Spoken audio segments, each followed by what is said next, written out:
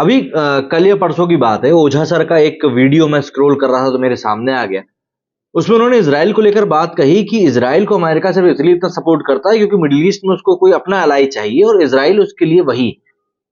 लेकिन फिर जहन में एक और बात आती है, ओझा सर ने बात तो बहुत सही कही, सटीक कही, लेकिन फिर जहन में ये बात आती है कि भाई आखिर इजरायली क्या वाकई में इतने पावरफुल है? और उसके बाद जब मैंने रिसर्च करना शुरू करें ना इजरायलियों के बारे में, यहूदियों के बारे में, मतलब मेरे दिमाग के तोते उड़ गए यार।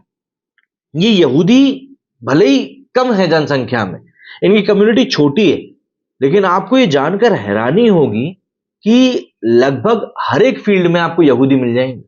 और ऐसा नहीं है कि छोटे मोटे कामकाज कर रहे हैं, नहीं, हर एक फील्ड में ये बाप बनकर बैठे हुए हैं। इसीलिए आज की स्थिति में यहूदियों के खिलाफ बोलने में कोई भी इतनी बार सोचता है। हम लोग टेक्नोलॉजी की बात कर रहे हैं, हम लोग आर्मी की बात कर रहे हैं, हम लोग मास डिस्ट्रक्शन के वेपन्स की बात कर रहे हैं, लेकिन इन यहूदियों की वेल्थ के बारे में, इनके पैसे के बारे में तो कोई बात ही नहीं कर रहा। मतलब आप जरा सोचो कि दुनिया भर की जो मतलब दौलत है ना, शोहरत जो है, उसका बहुत बड़ा हिस्सा यहूदियों के अंडर में। और ऐसा क्यों है या किस तरीके से आ गया, इन सब चीजों के बारे में हम लोग इस वीडियो में बात करेंगे।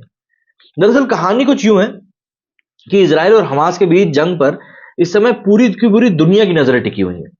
इजराइल ने हमास को जड़ से खत्म कर देने का प्लान भी बनाया है और हमले तेज कर दिए, और भी ज्यादा तेज कर दिए और लगातार करते जा रहे हैं।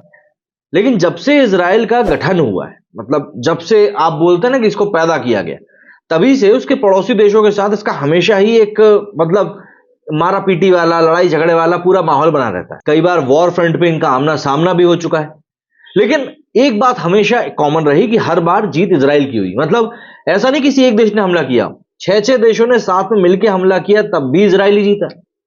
इजराइल के दरअसल ज्यादातर पड़ोसी देश इस्लामिक हैं।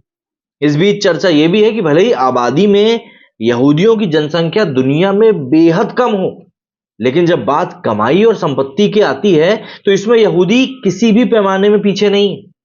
दुनिया भर के एक से बढ़कर एक यहूदी अरबपति।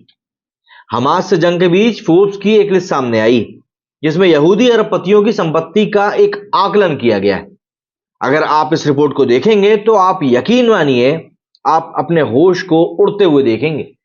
दरअसल साल 1948 में ही यहूदियों के लिए एक अलग देश बनाने की दिशा में अहम फैसला हुआ, जिसका सबसे बड़ा समर्थन अमेरिका ने किया था। मौजूदा समय की बात करें तो साल 1948 के मुकाबले दुनिया भर में यहूदियों की जनसंख्या में गिरावट ही आई, लेकिन अगर हम बात करें यहूदी अरबपतियों की तो उनकी संख्या में ज्यादा बढ़ोतरी हुई है। मतलब आपको एक एग्जांपल के लिए बता दूं कि दुनिया भर में करीब 1.75 करोड़ यहूदी हैं, मतलब 2 करोड़ यहूदी भी नहीं है। केवल इजराइल की अगर बात करें तो यहां पर करीब करीब 70 लाख यहूदी रहते हैं, जो कि इजराइल की कुल आबादी का 74% है, जबकि दुनिया की 43% यहूदी आबादी इजराइल में रहती है। इजराइल के अलावा अमेरिका और कनाडा में सबसे ज्यादा यहूदी रहते हैं। इन दो देशों में यहूदियों की संख्या कुल आबादी की 43% है।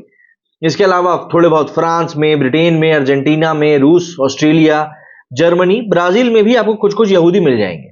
भारत में भी करीब 8 से 9 हजार यहूदी रहते हैं, जैसा कि बताया जाता है। इन सब के बीच में जो हमने फोर्ब्स की रिपोर्ट की बात करी, इन्होंने ज्यूइश बिलियनियर्स 2022 की एक लिस्ट जारी करी जिसमें 267 मतलब कि 267 यहूदी अरबपतियों के नाम है। इनकी कुल मिलाकर जो नेटवर्थ है वो $1.7 ट्रिलियन है, जो भारत की कुल जीडीपी का 60% है। भारत के कुल जीडीपी का 60% मात्र इन 250 यहूदियों के पास है।